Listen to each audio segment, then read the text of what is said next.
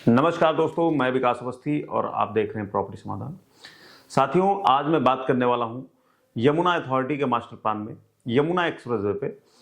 साथियों, आज जो है हम बात करेंगे बाजार पे, आज का करंट प्राइस क्या है बाजार का और फ्यूचर में क्या ये मार्केट टूटेगा या अप जाएगा, और आज की जो स्कीम चल रही है RPS 08/A, उसमें आज की डेट में क्या क्या परेशानियां आ रही लोगों को, आपको अगर एप्लीकेशन भरना है तो क्या क्या सावधानियां आपको बरतनी है ताकि आपका फॉर्म रिजेक्ट ना हो।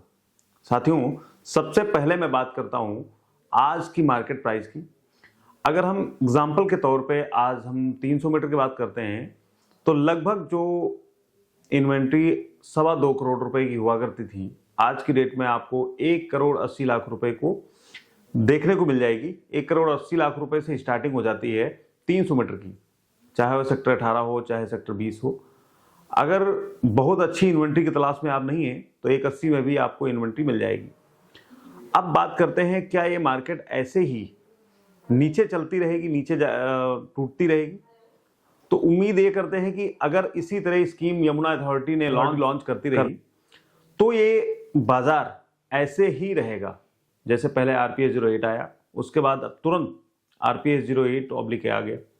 अगर फिर से उम्मीदें जताई जा रही कि फिर से 400 प्लॉट की स्कीम ये फिर से लॉन्च करेंगे, अगर ऐसा कुछ हुआ तो ये मार्केट एज इट इज आपको देखने को मिलेगी, इसमें बढ़ोतरी आपको देखने को मिलेगी नहीं। अगर स्कीम यहीं पे थम जाती है तो ये बाजार अप्रैल 2025 के आसपास थोड़ा सा ऊपर को उठता दिखेगा। उम्मीद जताई जा रही है कि अगर मार्केट में इन्वेस्टर नहीं आया, क्योंकि मार्केट जो बढ़ती है वो इन्वेस्टरों के हिसाब से बढ़ती है। अगर बाजार में इंडिविजुअल ही है केवल, तो मार्केट जैसी है एज इट इज रहेगी, इसमें कोई आपको बढ़ोतरी देखने को नहीं मिलेगी। आज की डेट में इन्वेस्टर मार्केट में नहीं है, इन्वेस्टर्स जो है मार्केट से बाहर है, तो बाजार एज इट इज पड़ी हुई, बाजार में कोई हलचल नहीं है। अब हम बात करते हैं आज जो यमुना अथॉरिटी स्कीम चला रही है RPS 08/A, तो उसमें आपको क्या क्या चीजें सावधानियां बरतनी है।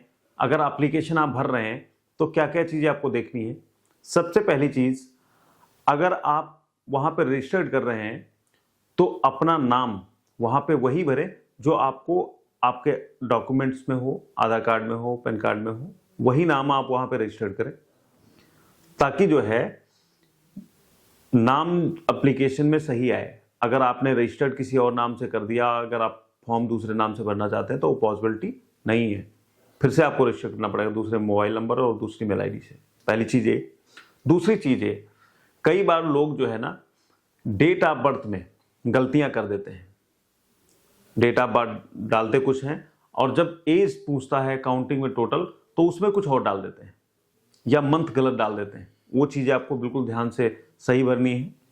दूसरी, जो वहां पे डॉक्यूमेंट्स आप अपलोड करते हैं, वहां पे जिस साइज के डॉक्यूमेंट्स मांगे गए हैं, बिल्कुल एक्चुअल उसी साइज के आपको कंप्रेस करके फिर लगाने हैं साइज डॉक्यूमेंट्स, और साफ सुथरे फोटो खींच के लगाने हैं ताकि वहां पे विजिबल रहें, दिखे चीजें।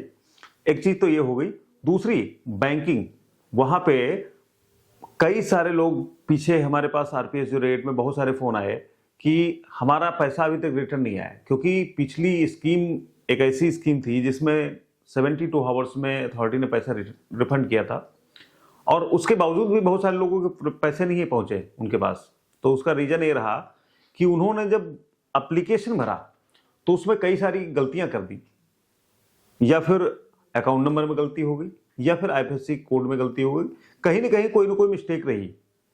तो वो चीज भी आपको सही तरीके से देख के भरनी है ताकि वो चीज फिर से रिपीट ना हो और आपका पैसा जितनी जल्दी हो सके आपके अकाउंट में आ जाए रिटर्न।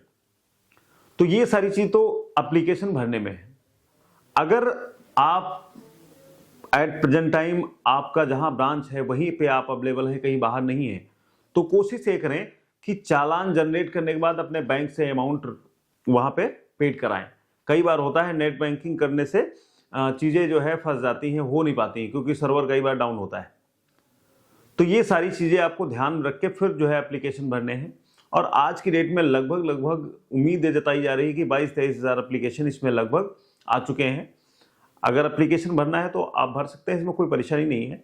अच्छी लोकेशन है। बहुत सारे लोगों का ये भी कहना था कि ये डूब क्षेत्र है, यहाँ पे एप्लीकेशन मत भरिए, लेकिन ऐसा कुछ यहाँ पे है नहीं। मैं आपकी जानकारी के लिए बता देता हूँ, पूरा क्षेत्र मेरा देखा हुआ है, सारी चीज़ें घूमी हुई हैं।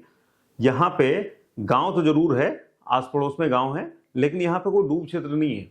डूब क्षेत्र में यमुना अथॉरिटी डेवलपमेंट नहीं कर पाएगी, ना ही कर सकती है, ना ही गवर्नमेंट करने देगी। ये रूल रेगुलेशन से बाहर की चीजें हैं। डूब क्षेत्र में कोई डेवलपमेंट अथॉरिटी हो या कोई डेवलपर्स हो नहीं कर सकते लीगली। तो यहाँ पे कोई डूब क्षेत्र नहीं है, आपकी जानकारी बता देता हूँ। अच्छी जगह है।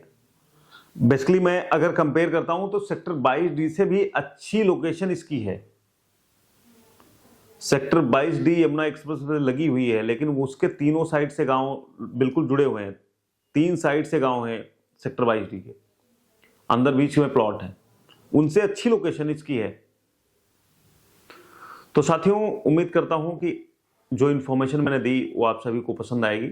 चैनल पे अगर आप पहली बार विजिट कर रहे हैं तो चैनल को सब्सक्राइब कर लीजिएगा, वीडियो को लाइक करिएगा, सपोर्ट करिएगा। धन्यवाद। मैं मिलता हूं किसी और वीडियो में किसी और इन्फॉर्मेशन के साथ। शुक्रिया।